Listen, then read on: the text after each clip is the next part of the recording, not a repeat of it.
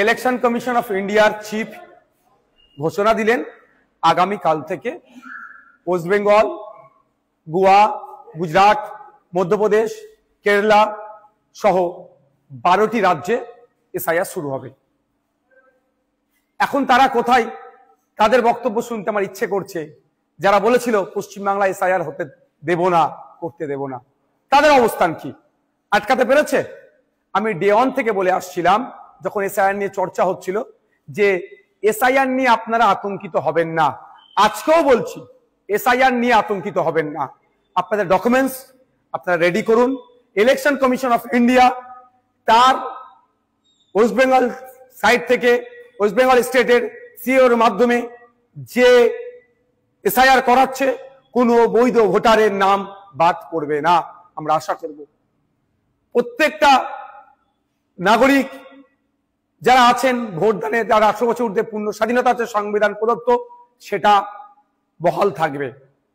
এখন প্রশ্ন হচ্ছে, যারা বলেছিল এসআইআর করতে দেব না, তাদের সরকার প্রায় 90,000 অফিসার ইসিআই কে দিচ্ছে দ্রুততার সাথে এসআইআর করার জন্য। এখন অফিসারগুলো এসআইআর করতে যাবে, বুথ ধরে যাবে। আমি অনুরোধ করব আপনাদের কাছে, এটা নিয়ে কেউ উত্তেজিত হবেন না।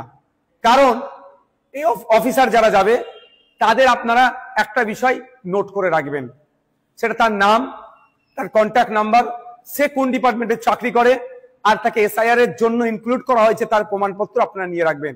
যদি অফিসার কোনো বৈধ ভোটারকে ডি ভোটার, ডাউটফুল ভোটার, অবৈধ ঘোষণা করে, তার বিরুদ্ধে আইনত লড়াইয়ের একটা জায়গা থাকবে। এই লোকটি কে ছিল, 1 নম্বর কথা।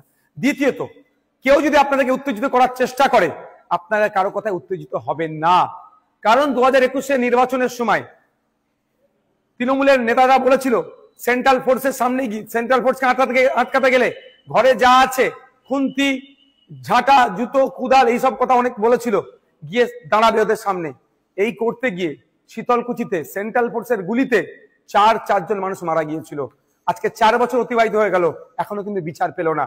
তাই বলবো, কারো কথায় উত্তেজিত হয়ে এই ধরনের ভুল পদক্ষেপ নেবেন না আপনারা। দেখুন, এটাতে বেশ কটা স্টেপ রেখেছে। প্রায় 1 মাস বুথ লেভেল অফিসারদের কাজ হবে বাড়ি বাড়ি গিয়ে এইগুলো সার্ভে করা, এই নির্দিষ্ট প্রক্রিয়া সম্পূর্ণ করা। তারপরে পাবলিশ হবে।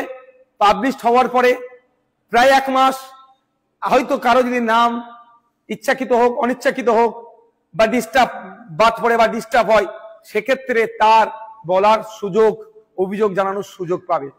একটা অনেক টাইমের এটা একটা প্রক্রিয়া আছে। সুতরাং হুট কথায় কারো কথা শুনে উত্তেজিত হয়ে যাবেন না, কারো ফাঁদে পা দিয়ে ফেলবেন না। এবার আমি উদাহরণস্বরূপ বলছি, আমার বাড়ি জাঙ্গিপাড়া বিধানসভার ফুরফুরা শরীফ অঞ্চলের 90 নম্বর বুথে, আর আমি চিৎকার করছি, আপনার বাঁকুড়াতে অমুক বুথে নাম বাদ পড়েছে, বীরভূমে অমুক বুথের নাম বাদ পড়েছে। তার আগে আমার প্রথম কাজ হবে আমার বুথটাতে সকল ভোটারদের নাম ঠিক আছে কি না নাই, সেটাও তাহলে আমি একটু দেখে নেওয়া। যেটা আমি সমালোচনা করছি, এটা নিয়ে সোচ্চার হচ্ছি, আমাদের বুথের রাম কাকা, রহিম চাচা, ফতেমা মা বা সীতা মায়ের নাম ঠিকঠাক আছে কি বৈধ ভোটারগুলোর, সেইগুলো একটু আমরা দেখে নেব। যখন বুথ হয়ে যাবে, অঞ্চল দেখব সবার ঠিক আছে নাকি। অঞ্চল হয়ে গেলে বিধানসভা, বিধানসভা হলে জেলা, জেলার পরে রাজ্য। সুতরাং আমার বলার এটাই বক্তব্য, কারো কথায় উত্তেজিত হবেন না। উত্তেজিত তারাই করতে চাইছে যারা রাজনৈতিক কারবারিরা। এই রাজনৈতিক কারবারিদের ফাঁদে পা দেবেন না। আর এসআইআর নিয়ে অযথা আতঙ্কিত হবেন না। আপনার কাছে যে ডকুমেন্টস আছে যথেষ্ট এসআইআর এ, অর্থাৎ নাম থাকার, অর্থাৎ বৈধ ভোটার হয়ে থাকার।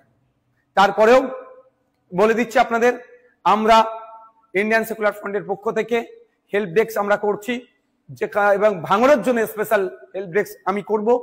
ওখানে যদি কারো কোনো রকম যোগাযোগ, কারো কোনো রকম কোয়ারিজ থাকে, আপনারা আমাদের সাথে যোগাযোগ করবেন। আমরা এক্সপার্টদের দিয়ে এই সমস্যার সমাধান করব।